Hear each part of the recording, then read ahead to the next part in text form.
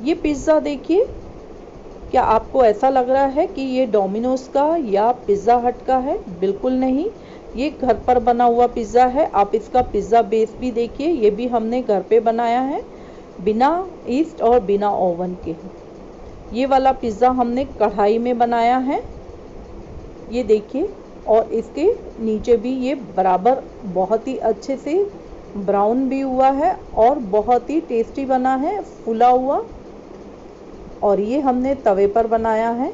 तो नमस्कार दोस्तों, मेरे चैनल पर आप सभी का बहुत बहुत स्वागत है। आज हम दो तरह से पिज़्ज़ा बनाएंगे पिज़्ज़ा बेस के साथ। यहाँ पर मैंने कुछ सब्जियाँ ली हैं। सबसे पहले हम पिज़्ज़ा टॉपिंग बनाएंगे। 2 मीडियम साइज़ के प्याज इस तरह से काट लिए हैं और 2 मीडियम शिमला मिर्च इस तरह से लंबा काट लिया है और 1 कटोरी फ्रेश अमेरिकन भुट्टे के दाने लिए हैं और 2 मीडियम साइज़ के टमाटर काट के रख लिए हैं। सबसे पहले हम एक कढ़ाई में 2 चम्मच तेल डाल के इन सब्जियों को हल्का सोते कर लेंगे, क्योंकि हम बिना ओवन के बना रहे हैं पिज़्ज़ा, इसलिए इन सब्जियों को हल्का सा सोते करने की ज़रूरत बहुत है। इनको पकाना बिल्कुल नहीं है। हमने यहाँ पर आधा चम्मच नमक, 1 चम्मच चिली फ्लेक्स डाल दी है और ये आधा चम्मच ऑरिगेनो और आधा चम्मच काली मिर्च पाउडर डाल दिया है। अगर आपके पास ऑरिगेनो या चिली फ्लेक्स ना हो तो आप घर के शुद्ध मसालों का भी उपयोग कर सकते हैं। अब हमने इसे हल्का सा सोते करना है इस तरह से। अब ये 1 मिनट के लिए हमने इसी तरह से चला लिया है और इसमें मैं यहाँ पर आधा चम्मच लाल मिर्च पाउडर भी डाल रही हूँ, थोड़ा और अच्छा स्पाइसी टेस्ट आने के लिए। अब ये अच्छी तरह से मिक्स कर लेंगे। इस तरह से सब्जियाँ हल्का फ्राई करने से बहुत बढ़िया टेस्ट आता है और इसकी शाइनिंग भी बढ़ जाती है। अब ये सब्जियां हो चुकी है। अब हमने इसे ठंडा कर लिया है और अब हम इसमें टमाटर डाल देंगे। टमाटर बहुत जल्दी गल जाते हैं, इसीलिए हमने टमाटर पहले नहीं डाले थे। अब ये गैस बंद करने के बाद हमने इसमें टमाटर मिला दिए हैं। अब हम पिज़्ज़ा का डो तैयार करेंगे। पिज़्ज़ा बेस बनाने का डो तैयार करने के लिए मैंने यहाँ पर 1 कप मैदा लिया है और उसी कप से 1/4 गेहूं का आटा लिया है। इस कप के हिसाब से मैंने जो नीचे की लाइन दिखाई है बस उतना ही गेहूं का आटा डाला है और 1 चम्मच बेकिंग पाउडर, आधा चम्मच बेकिंग सोडा और 1 चम्मच मैंने यहाँ पर नमक डाल दिया है। अब हम इन सबको अच्छी तरह से मिक्स कर लेंगे।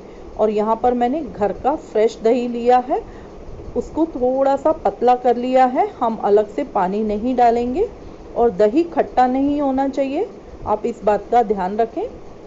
अब हम ये थोड़ा थोड़ा दही डाल के इसमें मिक्स कर लेंगे और एक रनी डो तैयार करेंगे। बहुत ही नरम डो तैयार करना है हमें, बिल्कुल बहता हुआ सा डो हो तो उसका पिज़्ज़ा बेस बहुत बढ़िया बनता है। ये देखिए, इस तरह का डो होना चाहिए। अब हम इसमें 2 चम्मच ऑयल डालकर अच्छी तरह से मिक्स कर लेंगे। ऑयल हम इसमें लास्ट में इसलिए डाल के मिक्स कर रहे हैं, इससे पिज़्ज़ा बेस सॉफ्ट भी बनेगा और बहुत ही बढ़िया फूला हुआ बनेगा। अब ये हम डो 10 मिनट के लिए रेस्ट करने रख देंगे। अब हम एक इस तरह की कढ़ाई लेंगे जो कि बीच में से अच्छी गहरी हो और उसमें मैंने 1 कटोरी नमक डाल दिया है और नमक को इस तरह से फैला देंगे। अब इस तरह की कटोरी हो वो आप रख सकते हैं या इस तरह का स्टैंड हो तो आप वो भी रख सकते हैं। अगर स्टैंड नहीं हो तो कटोरी तो नॉर्मली सभी के पास होती है, तो आप एक कटोरी रख के ऊपर इस तरह से प्लेट रख के बेक कर सकते हैं। आप इन दोनों में से किसी का भी यूज़ कर सकते हैं, या तो ये दोनों ही नहीं रखना चाहें तो एक प्लेट भी नीचे रख के उसके ऊपर भी प्लेट में पिज़्ज़ा बेक कर सकते हैं। अब ये 10 मिनट बाद हमारा पिज़्ज़ा डो तैयार है। इसके मैंने 2 पार्ट कर लिए हैं और थोड़ा सा मैदा डालकर हम इसे हाथ से इस तरह से बेल लेंगे। मोस्टली पिज़्ज़ा हाथ से ही बेला जाता है, लेकिन अगर ये हाथ से बेलना आपसे नहीं हो तो आप बेलन का भी यूज़ कर सकते हैं। अब ये मैंने इस तरह से हाथ से पिज़्ज़ा बेल लिया है। इसीलिए हम इसका जो डो तैयार करते हैं वो रनी डो तैयार करते हैं, ताकि हाथ से इस तरह से फैल जाए। अब ये प्लेट में रख के मैंने कॉर्नर्स में फिंगर्स की सहायता से इस तरह से एक गड्ढा तैयार कर लिया है। अब हम इसमें एक फॉक से इस तरह गड्ढे कर लेंगे, ताकि ये पिज़्ज़ा बीच में से नहीं फूले और अच्छी तरह से बेक हो जाए। अब ये मैंने सारे होल्स कर दिए हैं, बिल्कुल मार्केट वाले पिज़्ज़ा बेस के जैसे बनेगा ये।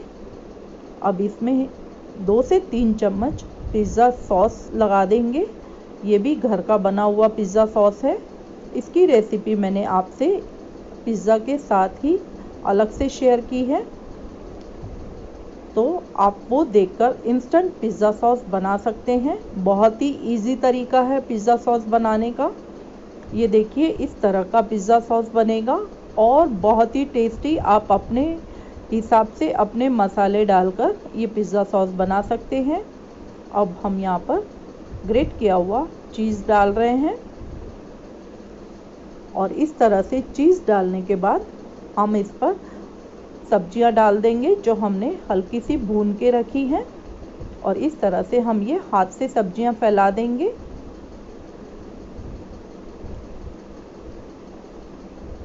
सारी सब्जियां अच्छी तरह से हम ये पूरे पिज़्ज़ा के ऊपर फैला देंगे और उसके ऊपर थोड़ा सा चीज़ और डालेंगे।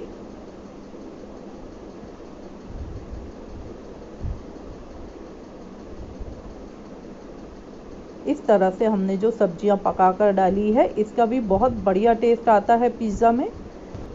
अब हमने जो कढ़ाई गरम करने रखी थी वो भी अच्छी गरम हो चुकी है। अब हम ये प्लेट इसमें बेक करने रख देंगे।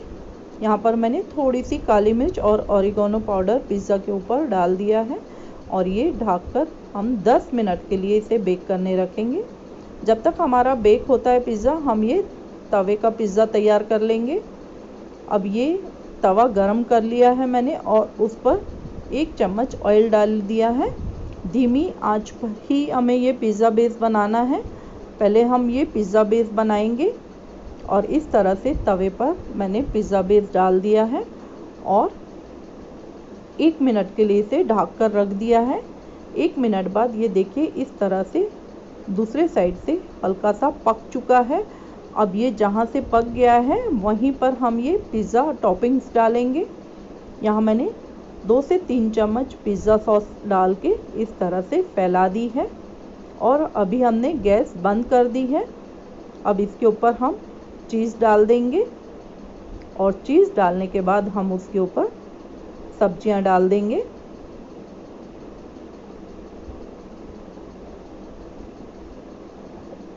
और जब हम ये टॉपिंग पूरी कर लेंगे तब हम गैस ऑन करके इसे धीमी आंच पर 2 से 3 मिनट के लिए बेक होने रखेंगे।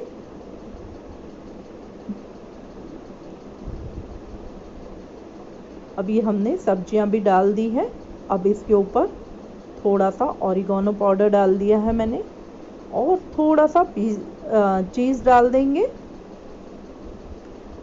इन सब्जियों के ऊपर चीज़ थोड़ा कम ही डाल रहे हैं हम, क्योंकि सब्जियां दिखने में भी बहुत खूबसूरत लगती हैं पिज़्ज़ा के ऊपर। अब ये ऊपर से हमने थोड़ा सा ऑरिगेनो और काली मिर्च पाउडर डाल दिया है। अब ये कढ़ाई वाला पिज़्ज़ा हमारा बन चुका है, क्योंकि 10 मिनट हो चुके हैं। ये देखिए बहुत ही बढ़िया बेक हुआ है। अब हम ये कढ़ाई में से निकाल लेंगे और एक प्लेट में निकालने के बाद इसे एक नाइफ की सहायता से काट लेंगे। अब मैं ये दिखाती हूँ आपको कि ये हमारा पिज़्ज़ा नीचे से भी बहुत ही बढ़िया बेक हुआ है और इस तरह का पिज़्ज़ा आप बहुत ही आसानी से घर पर बना सकते हैं। अब ये पिज़्ज़ा देखकर कोई नहीं कहेगा कि ये आपने घर पे बनाया है। बिल्कुल डोमिनोज और पिज़्ज़ा हट वाला पिज़्ज़ा। ये देखिए नीचे से भी बहुत ही बढ़िया सीखा है। अब हम तवे वाला पिज़्ज़ा देख लेते हैं। ये 2.5 से 3 मिनट हो चुका है और ये मैंने धीमी आंच पर ही पकाया है। अब हम ये भी एक प्लेट में निकाल लेंगे और इसको काटने के बाद ये देखिए ये भी नीचे से बहुत ही बढ़िया क्रिस्पी बना है और बहुत कम समय में बहुत ही टेस्टी बना है। तो दोस्तों अगर आपको मेरी रेसिपीज़ पसंद आ रही हैं तो मेरे चैनल को सब्सक्राइब करना ना भूलें और लाइक एंड शेयर भी ज़रूर करें। तो मिलते हैं अगली रेसिपी में।